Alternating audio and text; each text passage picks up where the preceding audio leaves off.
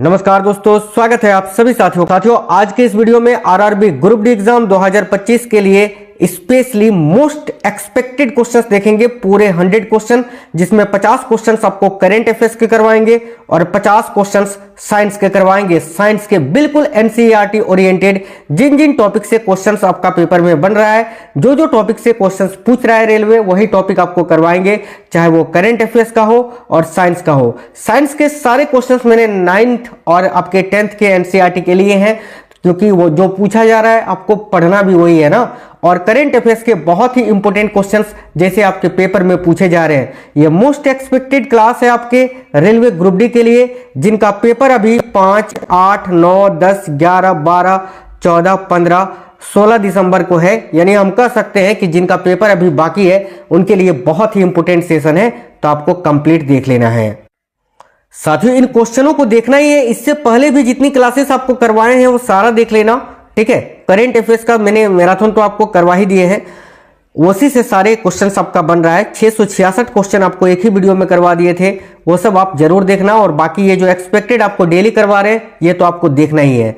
देखिए, पहला क्वेश्चन है, प्रतिवर्ष किस रोग के बारे में जागरूकता फैलाने के उद्देश्य से 24 मार्च को दुनिया भर में एक दिवस मनाया जाता है?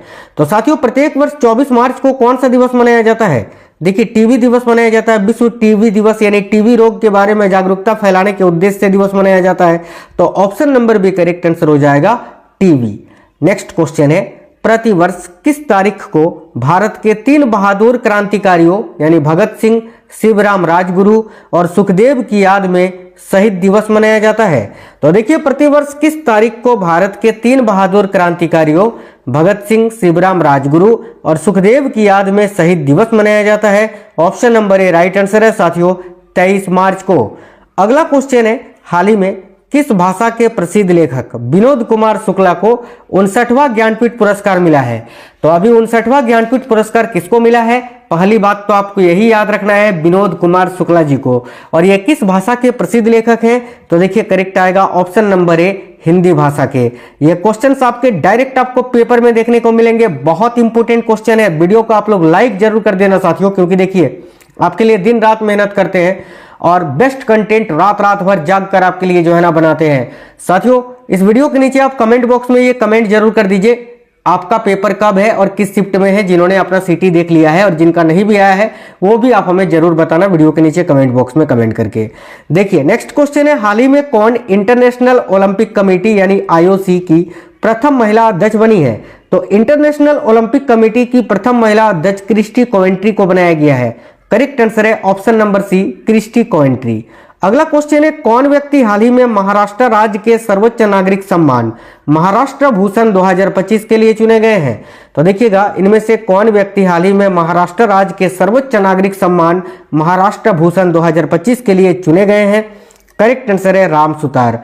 राम सुतार करेक्ट आंसर हो जाएगा, याद रखिएगा option number B. Ram Sutar की बात करें तो ये एक मूर्तिकार है साथियों, याद रखना ऑप्शन नंबर बी इस क्वेश्चन का करेक्ट आंसर हो जाएगा, ठीक है। अगला क्वेश्चन है, प्रतिवर्ष दुनिया भर में अंतर्राष्ट्रीय वन दिवस इंटरनेशनल डे ऑफ फॉरेस्ट किस तारीख को मनाया जाता है? तो अंतर्राष्ट्रीय वन दिवस जो है ना, प्रत्येक वर्ष 21 मार्च को मनाया जाता है। ऑप्शन नंबर ए करेक्ट है, 21 मार्च। बिल्कुल क्लास को फास्ट करेंगे ताकि जो है ना बहुत ही कम समय में आप सारे क्वेश्चन आंसर को देख लो। अगला क्वेश्चन है, हाल ही में जारी हुई वर्ल्ड हैप्पीनेस रिपोर्ट 2025 के अनुसार दुनिया भर के 147 देशों में भारत को कौन सा स्थान मिला है? तो देखिएगा, वर्ल्ड हैप्पीनेस इंडेक्स यानी विश्व खुशहाली सूचकांक 2025 के अनुसार भारत का जो रैंक है वो है 118वां। याद रखिएगा ऑप्शन नंबर सी करेक्ट आएगा, 118वां। आगे देखिए, किस क्रिकेट टीम ने वुमेन्स प्रीमियर लीग 2025 का खिताब जीता है? WPL 2025 का खिताब अभी किस देश ने जीता है, यही आपसे पूछा जा रहा है। करेक्ट आएगा मुंबई इंडियंस ने। अगर आपसे आईपीएल पूछे कि आईपीएल 2025 का खिताब किसने जीता है, याद रखिएगा आरसीबी ने। नेक्स्ट क्वेश्चन देखिए, कौन व्यक्ति हाल ही में जस्टिन ट्रूडो के स्थान पर कनाडा के नए प्रधानमंत्री बने हैं? तो भाई, जस्टिन ट्रूडो के स्थान पर कनाडा के नए प्रधानमंत्री अभी मार्क कार्नी को बनाया गया है। मार्क कार्नी जी को। Option number A correct answer होगा, मार्क कार्नी, याद रखेंगे। आगे देखिए, हाल ही में किस भाषा के मशहूर कवि रमाकांत रथ का 90 वर्ष की उम्र में निधन हो गया? तो भाई रमाकांत रथ जो है ना, ये किस भाषा के मशहूर कवि हैं जिनका 90 वर्ष की उम्र में अभी निधन हो गया? याद रखिएगा, ओडिया भाषा के मशहूर कवि। तो ऑप्शन नंबर सी करेक्ट होगा, ओडिया भाषा के। हॉकी इंडिया अवार्ड 2024 में किस महिला खिलाड़ी को वर्ष की सर्वश्रेष्ठ खिलाड़ी का पुरस्कार मिला है? तो देखिए, हॉकी इंडिया अवार्ड 2024 में किस महिला खिलाड़ी को वर्ष की सर्वश्रेष्ठ खिलाड़ी का पुरस्कार मिला है? याद रखिएगा, सविता पुनिया को। साथियों, इस बार जो करेंट कर लेगा वो नौकरी ले जाएगा बिल्कुल। और आपके लिए डेली जो है ना बहुत इंपॉर्टेंट क्लासेस करवा रहे हैं करेंट के, और तो इनको आपको देख कर ही जाना है। इससे पहले जितनी क्लासेस करवाए हैं ना इसी प्रकार से top 100 science plus GK, science plus current, ठीक है, वो सारे वीडियोस देख लेना। आपके भले के लिए बता रहा हूं साथियों, देख ही लेना। सविता पुनिया यहां आपका करेक्ट आंसर हो जाएगा। और देखिए, हॉकी इंडिया अवार्ड 2024 में किस पुरुष खिलाड़ी को वर्ष के सर्वश्रेष्ठ खिलाड़ी का पुरस्कार मिला है? तो याद रखिए, यहां आपका करेक्ट आएगा हरमनप्रीत सिंह जी को। ऑप्शन नंबर ए करेक्ट है, हरमनप्रीत सिंह। आगे देखिए, नेक्स्ट क्वेश्चन है, प्रतिवर्ष दुनिया भर में विश्व उपभोक्ता अधिकार दिवस यानी वर्ल्ड कंज्यूमर राइट्स डे किस तारीख को मनाया जाता है? देखिए, करेक्ट आएगा ऑप्शन नंबर ए 15 मार्च को। साथियों याद रखना। नेक्स्ट है, किस पुरुष क्रिकेटर ने फरवरी 2025 के लिए ICC player of the month का सम्मान जीता है? तो किस पुरुष क्रिकेटर ने फरवरी 2025 के लिए ICC player of the month का सम्मान जीता है? करेक्ट आंसर हो जाएगा, याद रखिएगा, शुभमन गिल ने, भारत के शुभमन गिल ने। हाल ही में जारी AQ air world air quality report 2024 में भारत को दुनिया भर के 138 देशों में कौन सा स्थान मिला है? तो साथियों याद रखना, 5वां।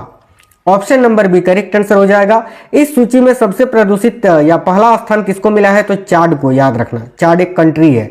अगला क्वेश्चन है, किस भारतीय शतरंज खिलाड़ी ने वर्ल्ड जूनियर चेस चैंपियनशिप 2025 का खिताब जीता है? मैंने आपको स्पोर्ट्स करंट अफेयर्स भी एक सेपरेट वीडियो में करवा दिया है जिसमें पूरे 130 क्वेश्चन है साथियों। उसको देख कर जाओगे तो कोई भी स्पोर्ट्स करंट अफेयर्स का आपका क्वेश्चन छूटेगा ही नहीं। तो किस भारतीय शतरंज खिलाड़ी ने वर्ल्ड जूनियर चेस चैंपियनशिप 2025 का खिताब जीता है? देखो, करेक्ट आएगा साथियों, माफ करना, option number C, Pranav Venkatesh ने। तो प्रणव वेंकटेश करेक्ट आंसर हो जाएगा, ऑप्शन नंबर सी। कौन व्यक्ति हाल ही में HPCL के नए चेयरमैन व प्रबंध निदेशक बने हैं? HPCL यानी Hindustan petroleum corporation limited, HPCL के नए चेयरमैन व प्रबंध निदेशक अभी कौन बने हैं? देखिए, ऑप्शन नंबर डी करेक्ट होगा साथियों, विकास कौशल जी। हाल ही में माधव राष्ट्रीय उद्यान भारत का 58वां टाइगर रिजर्व बना है, ठीक है, यह किस राज्य में स्थित है? तो भाई माधव राष्ट्रीय उद्यान जो कि भारत का 58वां टाइगर रिजर्व है, ये तो मध्य प्रदेश में स्थित है साथियों। Option number A correct answer है। हाल ही में दिए गए आईफा अवार्ड 2025 में किसे बेस्ट फिल्म का पुरस्कार मिला है? तो हाल ही में जो आईफा अवार्ड दिए गए थे उसमें बेस्ट फिल्म का पुरस्कार लापता लेडीज मूवी को मिला है। और याद रखना, 10 बार आईफा अवार्ड इसने जीता है, 10 बार। ऑप्शन नंबर बी, ये क्वेश्चन तो पूछ चुका है आपका रेलवे, है ना। किस क्रिकेट टीम ने आईसीसी चैंपियंस ट्रॉफी 2025 का खिताब जीता है? वेरी वेरी इंपॉर्टेंट क्वेश्चन है। तो भाई किस क्रिकेट टीम ने आईसीसी चैंपियंस ट्रॉफी 2025 का खिताब जीता है? यहां भी आपका करेक्ट आंसर हो जाएगा, भारत ने। अगला है, कौन व्यक्ति हाल ही में राष्ट्रीय खनिज विकास निगम के नए अध्यक्ष व प्रबंध निदेशक बने हैं? तो भाई कौन व्यक्ति हाल ही में राष्ट्रीय खनिज विकास निगम के नए अध्यक्ष व प्रबंध निदेशक बने हैं? तो करेक्ट आंसर हो जाएगा अमिताभ मुखर्जी। आओगे तो आपको ये सारे टॉपिक्स मिल जाएगा, जैसे कि कल मैंने आपको वर्तमान में कौन क्या है वाला टॉपिक करा दिया था, नियुक्तियां वाला, है ना। आगे देखो, हाल ही में बॉलीवुड अभिनेत्री विद्या बालन किस निजी क्षेत्र की बैंक की पहली ब्रांड एम्बेसडर बनी है?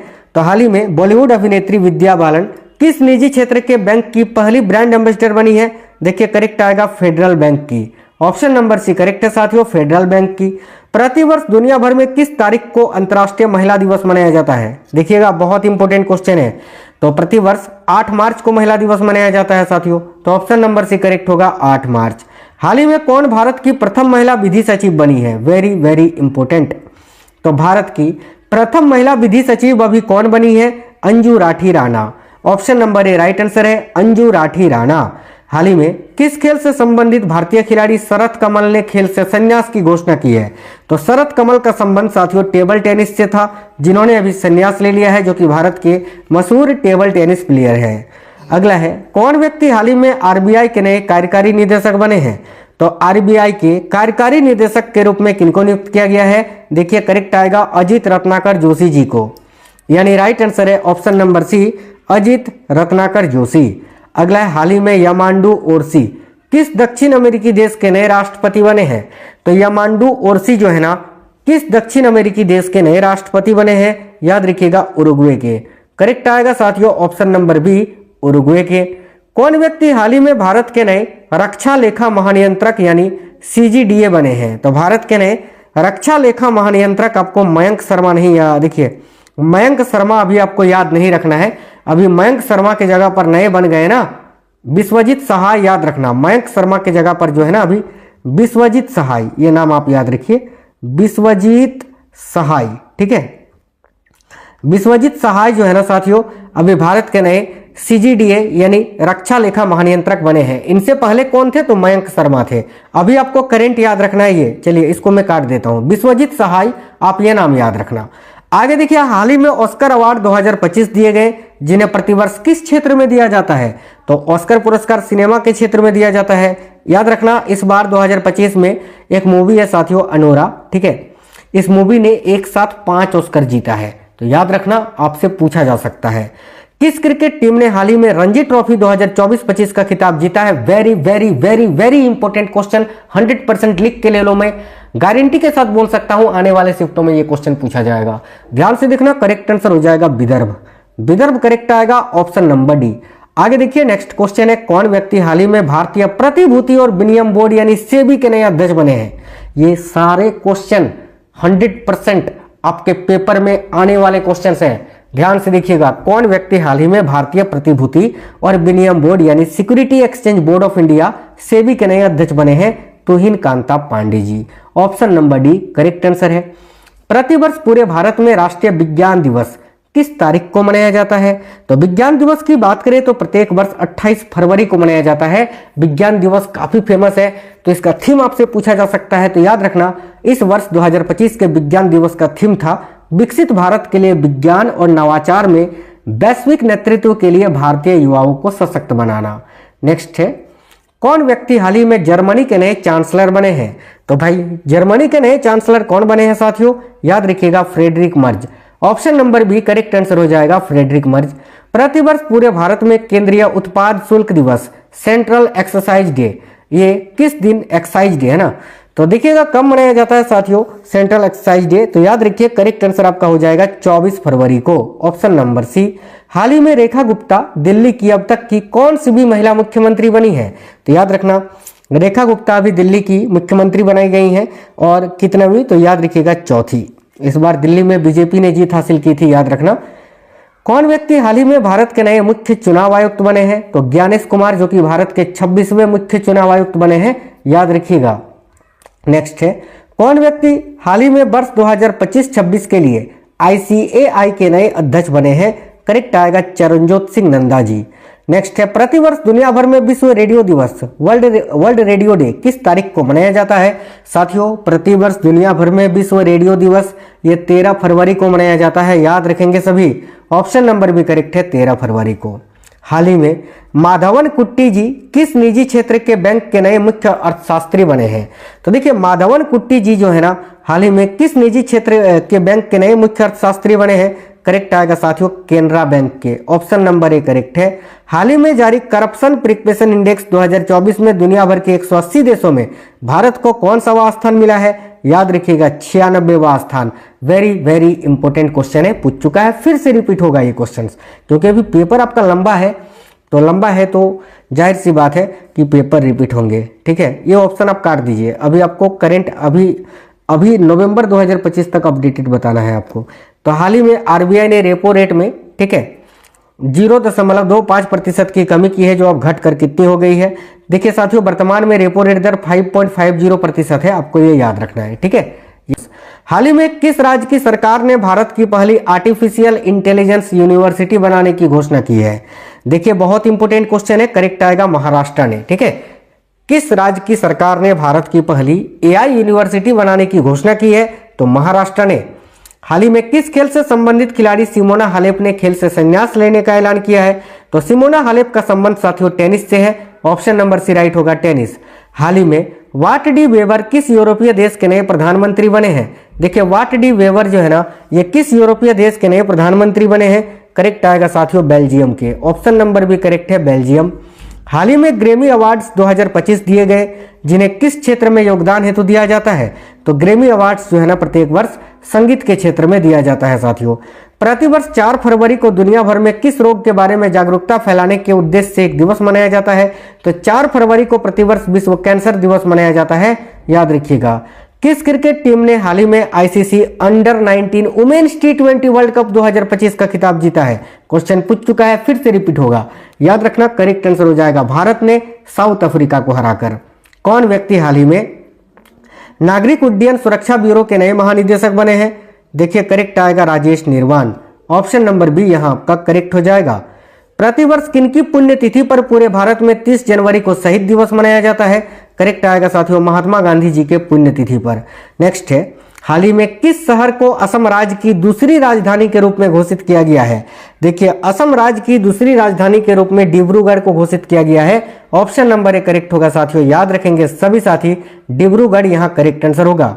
नेक्स्ट क्वेश्चन है साथियों, 50 क्वेश्चन हमने करेंट अफेयर्स का पढ़ लिया। अब 50 क्वेश्चन जो है ना साइंस के करेंगे। निम्न में से कौन सा मानव शरीर की गतिविधि के लिए मुख्यतः जिम्मेदार है? बहुत ही इंपोर्टेंट क्वेश्चन है, टिश्यू यानी उत्तक का क्वेश्चन है, ध्यान से देखिएगा। तो भाई कौन सा मानव शरीर की गतिविधि के लिए जिम्मेदार है? तो साथियों तंत्रिका एवं पेशीय उत्तकों का संयोजन। बिल्कुल ऑप्शन नंबर ए इस क्वेश्चन का करेक्ट आंसर हो जाएगा। अगला क्वेश्चन है, न्यूरॉन सेल में कौन से न्यूरॉन अनुमानों को संकेत प्राप्त होता है? तो न्यूरॉन सेल में कौन से न्यूरॉन है जो अनुमानों को संकेत प्राप्त होता है? देखिए करेक्ट आएगा डेंड्राइट्स से। डेंड्राइट्स करेक्ट आएगा ऑप्शन नंबर बी। कपाल तंत्रिका कितनी जोड़ी होती है? देखिए कपाल तंत्रिका के बारे में पूछा जा रहा है, जो कि कितनी जोड़ी होती है? तो 12 जोड़ी होती है, याद रखना। अगर आपसे मेरु तंत्रिका पूछे तो मेरु तंत्रिका जो है ना वो 31 जोड़ी होती है, याद रखेंगे। नेक्स्ट है, दो न्यूरॉन्स के बीच विद्युत तंत्रिका आवेगों के संचरण का स्थल क्या है? तो दो न्यूरॉन्स के बीच जो विद्युत तंत्रिका आवेगों का संचरण होता है वह कौन सा स्थान पर होता है? उस स्थान का नाम आपसे पूछा जा रहा है, याद रखिएगा synapse. Option number A correct होगा सिनेप्स से। मस्तिष्क कौन सी प्रणाली का हिस्सा है? तो मस्तिष्क जो है ना एक स्नायु प्रणाली का हिस्सा है साथियों। ऑप्शन नंबर डी करेक्ट होगा स्नायु। अगला क्वेश्चन है, भ्रूण के लिए भोजन को संग्रहित करने वाली जनन कोशिकाओं को क्या कहते हैं? तो भ्रूण के लिए भोजन को संग्रहित करने वाली जनन कोशिकाओं को साथियों क्या कहते हैं? तो जुगेमेट, याद रखना। Option number C correct answer हो जाएगा। आगे देखिए अगला क्वेश्चन है, कौन से अंग में भ्रूण विकसित होता है? बताइए इनमें से कौन सा अंग है जहां भ्रूण विकसित होता है? ये जो आपका टॉपिक है साइंस का रिप्रोडक्शन वाला, भर भर के क्वेश्चंस पूछे जा रहे हैं। ध्यान से देखिए कौन से अंग में भ्रूण विकसित होता है? करेक्ट आएगा साथियों गर्भाशय में। तो गर्भाशय इस क्वेश्चन का करेक्ट आंसर है। निम्न में से किसकी मांसपेशियों के संकुचन से बच्चा पैदा होता है? बताइए निम्न में से किसकी मांसपेशियों के संकुचन से बच्चा पैदा होता है? भाई ध्यान से देखिए क्या आंसर हो जाएगा साथियों इस क्वेश्चन के लिए। देखिए तो करेक्ट आंसर यहां आपका हो जाएगा, याद रखिएगा कौन सी किसकी मांसपेशियों के संकुचन से बच्चा पैदा होता है? तो याद रखना करेक्ट आंसर यहां आपका हो जाएगा गर्भाशय के संकुचन से। ऑप्शन नंबर डी करेक्ट होगा। मासिक चक्र की किस अवधि में LH तथा FSH उच्चतम स्तर प्राप्त करते हैं? तो भाई याद रखिए करेक्ट आंसर यहां आपका हो जाएगा देखिए मध्य में, चक्र के मध्य में, यानी 14वें दिन मध्य होता है ना मासिक चक्र का, तो 14वें दिन या तो चक्र के मध्य में आपको ऑप्शन देगा। नेक्स्ट है, मानव में निषेचन की क्रिया कहां संपन्न होती है? तो मानव में जो फर्टिलाइजेशन होता है वो कहां पर संपन्न होती है? देखिए करेक्ट आएगा डिंब वाहिनी में, जिसको फेलोपियन ट्यूब बोलते हैं। फेलोपियन ट्यूब करेक्ट आंसर हो जाएगा ऑप्शन नंबर बी में। मेंडल ने अपने प्रयोग के दौरान अभिलक्षणों के कितने जोड़े चुने थे? बहुत इंपोर्टेंट क्वेश्चन है, हेरिडिटी वाला। देखिए मेंडल ने अपने प्रयोग के दौरान अभिलक्षणों के कितने जोड़े चुने थे? तो 7 जोड़े। ऑप्शन नंबर बी करेक्ट है साथियों, 7 जोड़े। अगला क्वेश्चन है, विपर्यासी लक्षणों के युग्म को कोडित करने वाले जीन को क्या कहते हैं? बहुत इंपोर्टेंट क्वेश्चन है। विपर्यासी लक्षणों के युग्म को कोडित करने वाले जीन जो होते हैं उनको एलील्स कहा जाता है। एलील करेक्ट आंसर हो जाएगा ऑप्शन नंबर सी एलील्स, याद रखेंगे। मेंडल ने प्रयोग के लिए मटर के पौधे को ही क्यों लिया था? बताइएगा, स्टेटमेंट दिया हुआ है 4, इसके अनुसार आंसर बताना है। ए में लिखा है, जिस चर्च में वे थे वहां मटर के पौधों का उपलब्ध होना, बिल्कुल। स्व निषेचन और पर निषेचन क्रिया का आसानी से होना, बिल्कुल। मटर के पौधे का जीवन चक्र जल्दी पूरा होना, ये सभी। Option number D correct answer हो जाएगा। आरएनए के 3 प्रकार कौन कौन से होते हैं? मैंने आपको पहले भी बताया है कि 3 प्रकार का आरएनए होता है, एमआरएनए, आरआरएनए और tRNA. Option number A correct होगा, एमआरएनए, आरआरएनए और टीआरएनए। मेंडल का जन्म हुआ, मृत्यु कब हुआ था? तो मेंडल का जन्म की अगर बात करें तो 1822 में जन्म हुआ था और इनकी मृत्यु 1884 में हुई थी। नेक्स्ट क्वेश्चन देखिए, रक्त परिसंचरण तंत्र कितने प्रकार का होता है? तो रक्त परिसंचरण तंत्र जो है ना साथियों 2 प्रकार का होता है, एक खुला रक्त परिसंचरण तंत्र और एक बंद परिसंचरण तंत्र। जैसे कि मनुष्यों में, मनुष्य और पक्षी में कौन सा परिसंचरण तंत्र पाया जाता है? तो बंद परिसंचरण तंत्र, ठीक है। बाकी जो कीट वगैरह होते हैं उनमें जो है ना खुला परिसंचरण तंत्र पाया जाता है, याद रखना। नेक्स्ट क्वेश्चन है, मनुष्य में कौन सा परिसंचरण तंत्र पाया जाता है? जैसे कि मैंने अभी आपको बताया था, बंद परिसंचरण तंत्र पाया जाता है, ठीक है। देखिए मनुष्य में बंद और दोहरा परिसंचरण तंत्र पाया जाता है, याद रखना। नेक्स्ट है, खुला रक्त परिसंचरण तंत्र किस में पाया जाता है? तो कीटों में, तितलियों में, कॉकरोच में, उपयुक्त सभी में, याद रखेंगे। रक्त का बनावट किस तरह का होता है? क्या रक्त गाढ़ा होता है, चिपचिपा होता है, लाल होता है? जी हाँ, ये सभी प्रकार से होते हैं। तो ऑप्शन नंबर डी उपयुक्त सभी। मानव हृदय का औसतन भार कितना होता है? देखिए मानव हृदय का औसतन भार 300 ग्राम का होता है साथियों, करेक्ट आएगा ऑप्शन नंबर बी 300 ग्राम। मानव शरीर में रुधिर का कितना प्रतिशत प्लाज्मा होता है? ये बहुत इंपॉर्टेंट क्वेश्चन है, तो याद रखना मानव का जो रक्त होता है ना उसमें साथियों कितना प्रतिशत प्लाज्मा होता है? तो 55% आपका प्लाज्मा होता है और 45% जो है ना आपका आरबीसी, डब्ल्यूबीसी और प्लेटलेट्स होता है, याद रखना। ऑप्शन नंबर सी करेक्ट होगा 55%। प्लाज्मा में कितना प्रतिशत जल होता है? यह भी क्वेश्चन बहुत इंपॉर्टेंट है। तो प्लाज्मा में 90% तक जल होता है, याद रखिएगा। मानव शरीर में सर्वाधिक मात्रा में कौन सा तत्व पाया जाता है? देखिए मानव शरीर में सर्वाधिक मात्रा में जो पाया जाने वाला तत्व है ना वह है साथियों लोहा। ऑप्शन नंबर बी करेक्ट होगा, लोहा। मानव शरीर की कोशिका में गुणसूत्रों की संख्या कितनी होती है? सिंपल क्वेश्चन है भाई, 46 होती है। ऑप्शन नंबर डी करेक्ट होगा 46। मानव शरीर की सबसे कठोर अस्थि यानी सबसे मजबूत हड्डी कहाँ स्थित होती है? देखिए मानव शरीर की जो सबसे कठोर अस्थि होती है ना, सबसे कठोर हड्डी, वह जबड़े में स्थित होती है, याद रखेंगे। ऑप्शन नंबर डी करेक्ट होगा, जबड़े में। बेंटिंग व बेस्ट ने किसकी खोज की थी? साथियों बेंटिंग व बेस्ट ने इंसुलिन की खोज की थी। इंसुलिन का उपयोग हम मधुमेह के उपचार में करते हैं, याद रखिएगा। देखिए फ्रेडरिक बेंटिंग और चार्ल्स बेस्ट ने 1921 में इंसुलिन की खोज की थी, ये ईयर याद रखना आप। निम्नलिखित में से किस विटामिन का नियासिन जो है ना किस विटामिन का रासायनिक नाम है? तो नियासिन की बात करें बेसिकली तो विटामिन B3 का ये केमिकल नेम है, तो ऑप्शन नंबर बी करेक्ट होगा। विटामिन B5 का जो केमिकल नेम होता है वो होता है पेंटोथेनिक अम्ल। विटामिन B7 का होता है साथियों देखिए बायोटिन, माफ करना। और विटामिन B12 का होता है साइनोकोबैलेमिन। आगे देखिए फिलोक्विनोन किसका रासायनिक नाम है? देखिए फिलोक्विनोन जो है ना ये किस विटामिन का रासायनिक नाम है? तो विटामिन के का, याद रखना। विटामिन ई का टेकोफेरल होता है। विटामिन B7 का मैंने आपको बताया अभी, ठीक है। अगला देखिए पेंटाथेनिक अम्ल, चलिए बताए थे ना अभी किसका रासायनिक नाम है? बिल्कुल विटामिन B5 का। ऑप्शन नंबर डी इस क्वेश्चन का करेक्ट होगा। आगे देखिए एम्फीसिया या एम्फीसीमा एक श्वसन विकार है जो कि किससे फैलता है? साथियों एम्फीसीमा एक श्वसन विकार है या श्वसन को प्रभावित करने वाला रोग है जो कि साथियों याद रखना धूम्रपान से फैलता है, ठीक है। ये जो एम्फीसीमा नामक बीमारी है फेफड़ों की वायु कोशिकाओं यानी एल्वियोली के क्षतिग्रस्त होने और उनमें लोच खोने के कारण होता है, याद रखना। नेक्स्ट है श्वास नली में अपूर्ण उपास्थीय लवण का या माफ करना यार बलय का क्या कार्य होता है? तो श्वास नली में अपूर्ण उपास्थीय बलय का कार्य क्या होता है? देखिए ऑप्शन नंबर सी श्वास नली को सिकुड़ने से रोकना। ऑप्शन नंबर सी यहां करेक्ट होगा। कौन सा अंग है जो प्लूरा झिल्ली से घिरा रहता है? तो साथियों प्लूरा झिल्ली से घिरा रहने वाला अंग कौन सा है भाई? याद रखिएगा फेफड़े, लंग्स। ऑप्शन नंबर सी। श्वसन का नियंत्रण कौन सा अंग करता है? बहुत इंपॉर्टेंट क्वेश्चन है। तो श्वसन जो है ना ये साथियों अनैच्छिक क्रियाएं हैं और जितनी भी अनैच्छिक क्रियाएं होती हैं उसको मेडुला ऑब्लांगेटा नियंत्रित करता है जो कि हमारे मस्तिष्क का ही भाग है साथियों। नेक्स्ट क्वेश्चन देखिएगा रुधिर एवं उत्तकों के बीच गैस विनियमन क्या कहलाता है? Very very important question. तो रुधिर एवं उत्तकों के बीच गैसों का विनियमन क्या कहलाता है? याद रखिएगा आंतरिक श्वसन कहलाता है। ऑप्शन नंबर बी आंतरिक श्वसन। यह रुधिर और उत्तकों के बीच गैसों के आदान प्रदान को आंतरिक श्वसन या उत्तक गैस विनियमन भी कहा जाता है, याद रखिएगा। श्वसन के प्रकार कौन से हैं? देखिए श्वसन के प्रकार कौन से हैं, तो भाई दो प्रकार के होते हैं, एक वायवीय एक अवायवीय, यानी ऑक्सी श्वसन और अनऑक्सी श्वसन, याद रखना, ठीक है। चलिए आगे देखिएगा, नेक्स्ट क्वेश्चन है ऑक्सी श्वसन के चरण कौन से होते हैं? तो ऑक्सी श्वसन के चरण कौन से हैं देखिएगा साथियों, ग्लाइकोलाइसिस भी है, क्रेब्स चक्र भी है, ईटीएस भी है, यानी उपयुक्त तीनों, याद रखना। ग्लाइकोलाइसिस, क्रेब्स चक्र, ठीक है, या साइट्रिक एसिड चक्र भी हम इसको बोलते हैं। ये जो क्रेब्स चक्र है ना, इसको साइट्रिक एसिड चक्र भी बोलते हैं। और एक आपका होता है इलेक्ट्रॉन परिवहन श्रृंखला, ईटीएस। आगे देखिए नेक्स्ट है रेस्पायरोमीटर से क्या मापा जाता है? भाई बहुत ही इंपॉर्टेंट क्वेश्चन है, याद रखिए। रेस्पायरोमीटर से हम श्वसन गुणांक, हाँ श्वसन दर को मापते हैं। ऑप्शन नंबर भी करेक्ट होगा, श्वसन दर को। एटीपी का संश्लेषण कहाँ होता है साथियों? वेरी वेरी इंपॉर्टेंट क्वेश्चन है ये। क्वेश्चन तो आज डायरेक्ट आपके पेपर में आया है फर्स्ट शिफ्ट में। एटीपी का संश्लेषण कहाँ से होता है? तो माइटोकॉन्ड्रिया से। ऑप्शन नंबर भी करेक्ट होगा, माइटोकॉन्ड्रिया।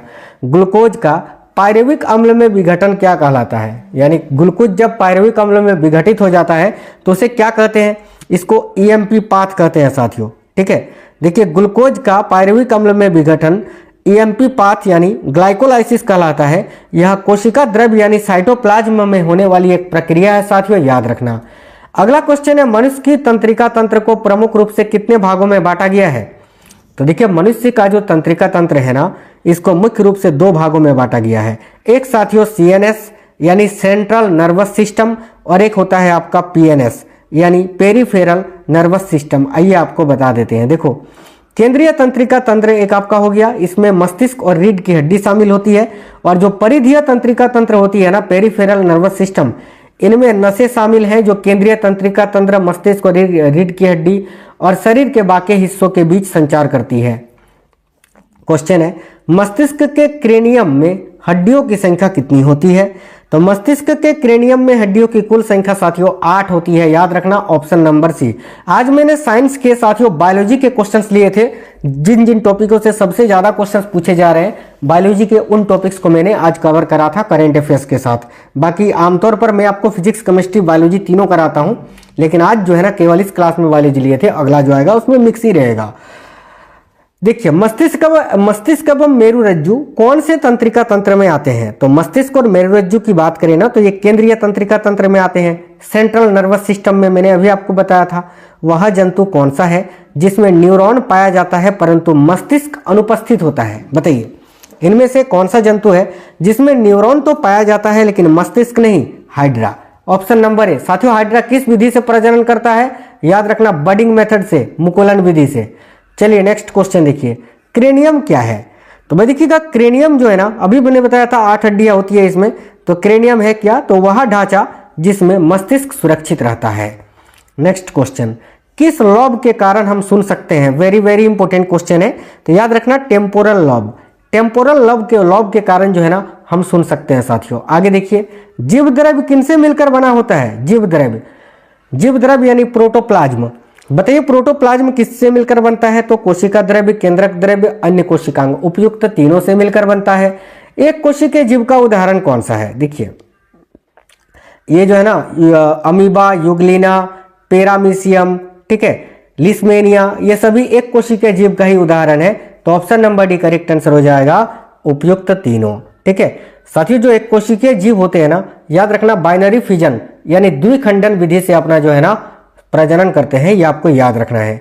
कोशिका भित्ति किसमें पाई जाती है? तो कोशिका भित्ति जो है ना देखिएगा पादप में पाया जाता है, जीवाणु में भी पाया जाता है, ये विषाणु में नहीं पाया जाता है, और ना ही जो है ना जंतुओं में पाया जाता है। कोशिका भित्ति कोशिका का सबसे आउटर लेयर, प्लांट सेल का जो सबसे आउटर लेयर होता है ना, उसको कोशिका भित्ति बोलते हैं। ये केवल पादप कोशिका या बैक्टीरिया में पाया जाता है, ये जंतु कोशिका में नहीं पाया जाता है। तो ए और बी करेक्ट आएगा, ऑप्शन नंबर डी। अंत प्रद्रव्य जालिका की खोज किसने की थी? साथियों अंत प्रद्रव्य जालिका भी बेसिकली दो प्रकार का होता है। एक होता है रफ एंडोप्लाज्मिक रेटिकुलम जिसमें राइबोसोम का निर्माण होता है, एक होता है एसईआर यानी स्मूथ एंडोप्लाज्मिक रेटिकुलम जिसमें वसा और लिपिड स्थित होता है। ठीक है, देखिए तो अंत प्रद्रव्य जालिका की खोज 1945 में हुई थी, और किसने की थी? तो याद रखिएगा के.आर. पोर्टर ने की थी। ऑप्शन नंबर भी करेक्ट होगा, के.आर. पोर्टर ने। माइटोकॉन्ड्रिया किसमें अनुपस्थित होता है? देखिए माइटोकॉन्ड्रिया किसमें नहीं पाया जाता है, तो माइटोकॉन्ड्रिया की बात करें ना तो ये ईस्ट में पाया जाता है, कवक में भी पाया जाता है, लेकिन जीवाणु में नहीं पाया जाता है। ऑप्शन नंबर बी करेक्ट होगा। आमतौर पर अगर माइटोकॉन्ड्रिया की बात करें ना, इसको कोशिका का पावर हाउस कहा जाता है, ठीक है।